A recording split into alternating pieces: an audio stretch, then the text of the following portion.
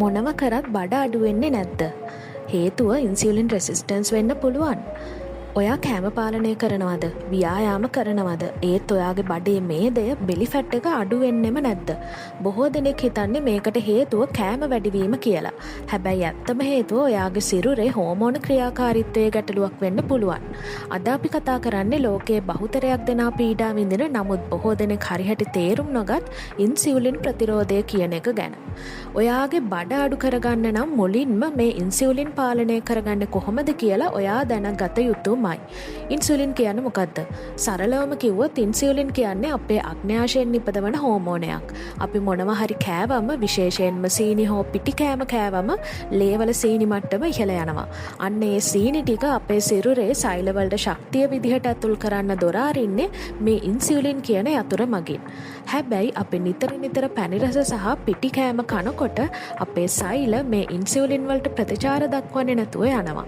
අන්න ඒ තත්වයට තමයි අපි ඉන්සියුලින් ප්‍රතිරෝධය කියලා කියන්නේ. මේ වෙලාවට ඉන්සියුලින් හෝමෝනය කරන්නේ අර ලේවල තියෙන වැඩිපුර සීනි ටික මේදය විදිහට අපේ බඩාවට තැන්පත් කරන එක. මොනවාද රෝග ලක්ෂණ? ඔයාටත් ඉන්සියුලින් ප්‍රතිරෝධය තියෙනවද කියලා දැනගන්න පුළුවන් ප්‍රධාන ලක්ෂණ කිහිපයක් තියෙනවා. බඩාවට මේදය තැන්පත් වීම. අනෙක් අවයවවලට වඩා බඩ ප්‍රදේශය ඉදිරියට නෙරායම. සීනි කෑමට ඇති දැඩි ආශාව. අපි කියනවා sugar cravings කියලා. කෑම කෑවට පස්සෙත් මොනවා හරි පැණි රස දෙයක් කන්න හිතෙනවා නම් ඒක sugar craving එකක් වෙන්න පුළුවන්. සමේ වෙනස්කම්. බෙල්ල පිටුපස කිහිලි හෝ ඉකිලි ප්‍රදේශය අසාමාන්‍ය ලෙස කළු වීම.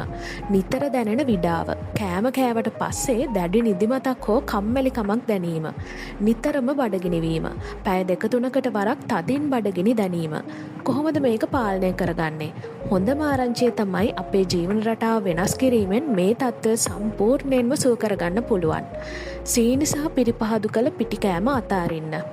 ඒ වගේම ඉන්ටර්මිටන්ට් ෆාස්ටින් කියන්නේත් හොඳම හොඳ ක්‍රමයක්. දවසේ පැය 16ක් නොකා සිටීම මගින් ඉන්සියුලින් මට්ටම පහත හෙළලා මෙහෙදය දහනය කිරීමට සිරුරට අවස්ථාව ලබා දෙනවා. තන්තු බහුල ආහාර ගැනීම. පලා වර්ග සහ එළවලු වර්ග වැඩිපුර ආහාරයට එකතු කරගන්න. කෑමෙන් පසු ඇවිදීම. ප්‍රධාන ආහාර වේලකට පස්සේ විනාඩි 10ක් 15ක් ඇවිදීමෙන් රුධිරයේ සීනි මට්ටම පාලනය කරගන්න පුළුවන්. ඉතින් ඔයාට බඩ අඩු කරගන්න උත්සාහ කරනවා නම් ව්‍යායාම වලටත් වඩා වැදගත් වෙන්නේ ඔයාගේ හෝමෝන සමබරව තියාගන්න එක. ඉන්සියුලින් මට්ටම නිසි ලෙස පාලනය කරගත්තොත් කිසිම අපහසුාවක් නැතුව ඔයාට ඔයාගේ බර අඩු කරගන්න පුළුවන්. මේ වීඩියෝ වැදගත් කියලා හිතනවා නම් ඔයාගේ හිතවතුන් අතර බෙදා ගන්න. මේ වගේ සෞඛ්‍ය තොරතුරු දැනගන්න අපේ channel එක follow කරන්න. නිරෝගීව ඉන්න.